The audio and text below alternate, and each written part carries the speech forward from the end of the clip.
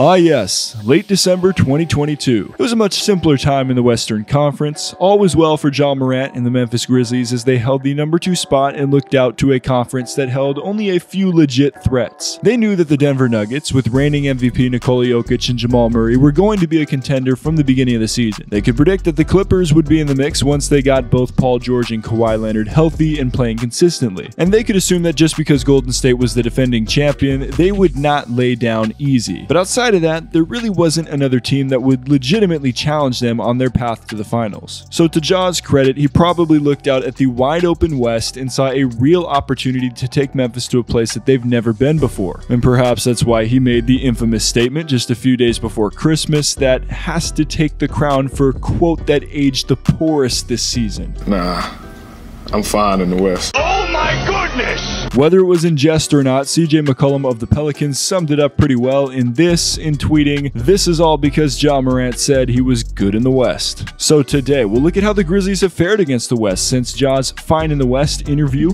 We'll break down how the additions of KD and Kyrie to the Suns and Mavs not only affects Memphis, but other young teams out West as well.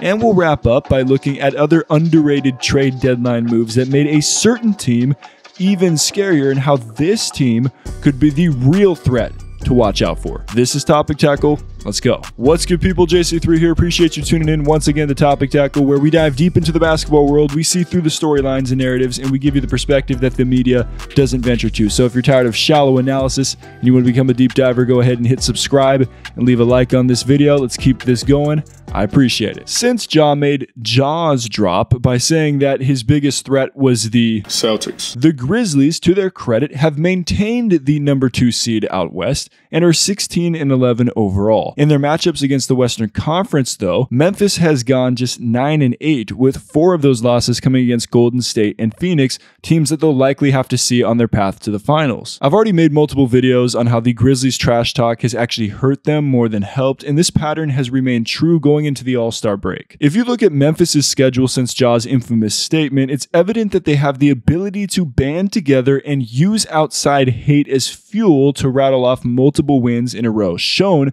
by their 11-game win streak from late December through mid-January. What's also evident, though, is that trash talking gone wrong and too far precedes losing streaks for them. I already touched on their dust-up with Uncle Shannon in this video. I'll link that in the description. And a 5-game losing streak against potential Western Conference playoff opponents that followed. Memphis snapped that streak with a much-needed home win against Indiana. But again, trash talking led to unnecessary drama following this one. Ja Morant says Andrew Nembhard told his dad T to shut up in last night's game. Ja's response, "I checked his temperature. He didn't have a fever." Now, I'm all for defending your father, but at the same time, doesn't Morant and Memphis understand at this point that teams are going to try to push their buttons and stir up something to distract them? And this was followed by a story published in The Athletic that said that Ja's father T and his friend Devontae Pack engaged in a verbal back and forth with a number of Pacers players. Pack was escorted off the court and removed from the game. The story also included that following the game, Pack and the Pacers traveling party were engaged in a shouting match in the arena's loading area for 15 to 20 minutes. Reportedly after this, acquaintances of Grizzlies star Ja Morant aggressively confronted members of the Pacers traveling party near the team's bus in the loading area of FedEx Forum. And later, someone in a slow-moving SUV, which Morant was riding in, trained a red laser on them. The NBA opened an investigation and could not corroborate that anyone was threatened with a weapon, but certain individuals involved in the post-game situation and a related matter during the game that night have been subsequently banned from attending games in the arena. Ja's response? Nah, all that stuff, pretty much false. It's been proven. That's all I got to say on it. And eventually, he also tweeted out, "Did an investigation, seen they were capping. Still let an article come out to paint this negative image on me and my fam, and ban my brother from home games for a year. Unbelievable." Hey, I'm just the messenger, so you take this info as you want. But what I can point to is the 3-game losing streak that followed this incident. And in game 2 of the losing streak at Cleveland, Dillon Brooks got involved in yet another scuffle, this time with Donovan Mitchell, that turned into yet another heated situation. That's just who he is. We've seen it a bunch in this league with him. Him and I have had our personal battles for years. quite frankly, I've been busting this for years. Playoffs, regular season.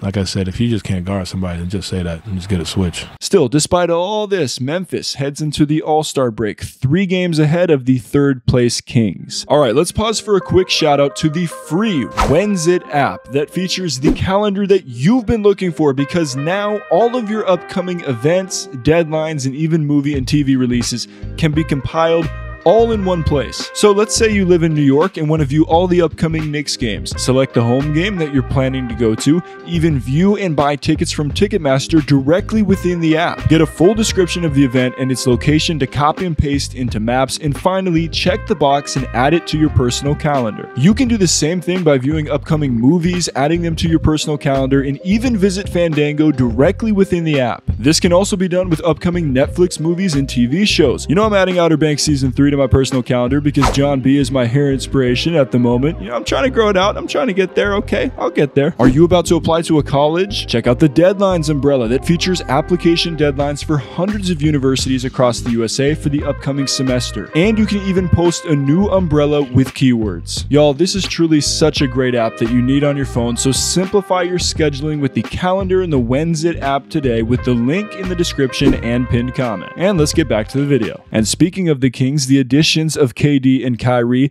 to the West immediately poses a threat to the turnaround season they've been putting together, and they've already experienced this firsthand. I attended the first night of Sacramento's home back-to-back against the New Look Mavs, and it was incredibly high-level basketball to watch. Sac lost the first game in large part due to giving up 45 points in the first quarter to a Dallas team without Luka. The Mavs shot over 40% from beyond the arc and netted 18 total threes on the night. Kyrie was doing his thing and finished with 25 points and 10 assists. Credit to the Kings, though, for bouncing back in their next matchup, as De'Aaron Fox and Kyrie absolutely dueled down the stretch. Fox scored 26 points in the fourth quarter in overtime and drained 12 straight free throws to end the game as the Kings took the W. Dallas is working out the kinks with Luka and Kyrie at the moment, which is to be expected, but definitely expect them to be a threat in the Southwest Division to either usurp Memphis or at least challenge them in a potential playoff matchup. And unless Zion returns soon, hope seems to be dwindling for New Orleans, who's also in the Southwest Division. But back to Sacramento, though, because after their matchups against Dallas, they took on the Suns in Phoenix and were simply outperformed by the Suns stars. Book dropped 32 points on 65% from the field, CP3 dropped 17 points and 19 dimes, and Ayton added 29 points and 11 boards. Sacramento may be kings over the Pacific Division for now, but the addition of Kevin Durant to Phoenix makes this arguably the most stacked division of all time. Steph and Clay, LeBron and AD, Kawhi and PG, KD, Book, and CP3. Besides Sacramento, each team in the Pacific Division has at least one star player with championship experience. And we all know how much this matters come playoff time. But hey, you know, at least Sac has Delhi, though. You know, he's bringing that championship experience there. The Kings just can't get a break, man. I mean, if they somehow hold on to the 3rd seed and finish at the top of the Pacific Division, that's just as good as a playoff series win for them this year, in my opinion. And while the Kings holding on to the 3rd seed and winning the division would be a tremendous accomplishment for their team, there's just a few small problems with that being able to happen they're going to have to face going forward. And it's that the Clippers and Suns are literally staring them down in the standings, and they have 2 games each remaining against both of them. And while the Suns anticipate KD's debut following the All-Star break, it's the Clippers who are the scariest team to watch out for, in my opinion. This is the deepest team in the NBA, and the moves they made at the deadline confirmed this. They sent Reggie Jackson and a 2028 second-round pick to the Hornets for Mason Plumlee, who will back up Ivica Zubac at center. They traded John Wall for Eric Gordon, a guy who still possesses the ability to get buckets in volume and will back up Paul George. And they flipped some second-round picks for Bones Highland, the second-year point guard from Denver who can score in bunches and make plays.